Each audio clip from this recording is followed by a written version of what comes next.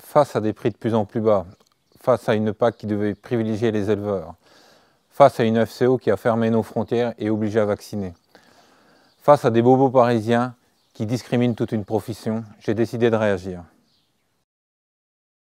Il est important que les éleveurs comprennent qu'ils sont acteurs du marché. Ils doivent s'intéresser à ce qui se passe au-delà de leur exploitation, c'est indispensable. Notre deuxième axe, nous avons un environnement, des paysages, des pâturages, les meilleurs éleveurs, les meilleurs animaux, les meilleures races pures. Il faut les repositionner dans la grande distribution, c'est le challenge. Et pour cela, nous avons besoin aussi de la mobilisation de nos éleveurs sur le terrain. Et enfin, le troisième point, le troisième axe pour nous, c'est la restauration hors domicile. 70% de viande d'importation dans notre pays pour nourrir nos enfants, nourrir nos malades dans les hôpitaux. Donc il y a des solutions, nous avons une ambition, il n'y a pas de fatalité, il y a toujours des solutions.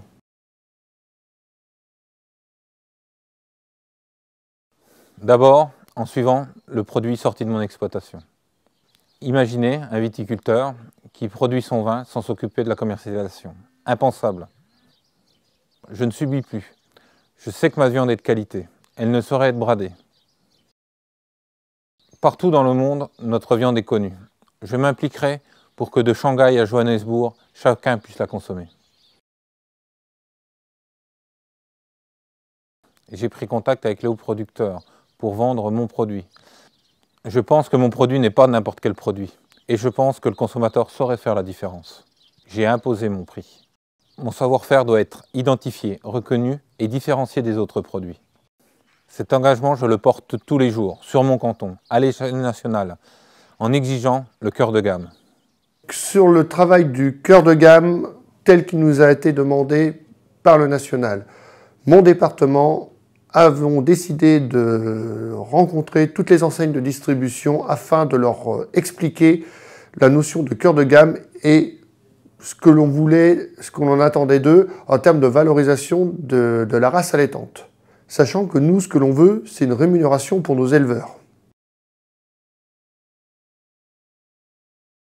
Enfin, je me suis rendu dans les restaurants, les cantines, les maisons de retraite, pour rencontrer les décideurs des achats et les mettre devant leurs responsabilités. 70% de la viande est importée, anormal, parfaitement scandaleux. Ces démarches sont certes longues et fastidieuses, mais quelle reconnaissance quand un consommateur vient vous dire « c'était extra ». Depuis quelques mois, il y a le travail du cœur de gamme qui se fait auprès de la grande distribution et des supermarchés. C'est le niveau départemental qui fera qu'à un moment donné, le national arrivera à bouger. Après, derrière, il y a ce problème qui me gêne un peu et qui chaque éleveur devrait en être conscient, c'est l'export. Et il en vient le rôle de nos députés et de nos sénateurs. Qu'est-ce qu'ils font?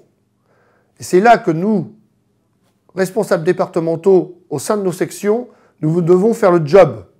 Le protocole est les mettre en face de leurs responsabilités et que derrière, quand ils vont à l'Assemblée nationale ou au Sénat, que notre président de la FNB il va les rencontrer, ils sachent de quoi il va être question.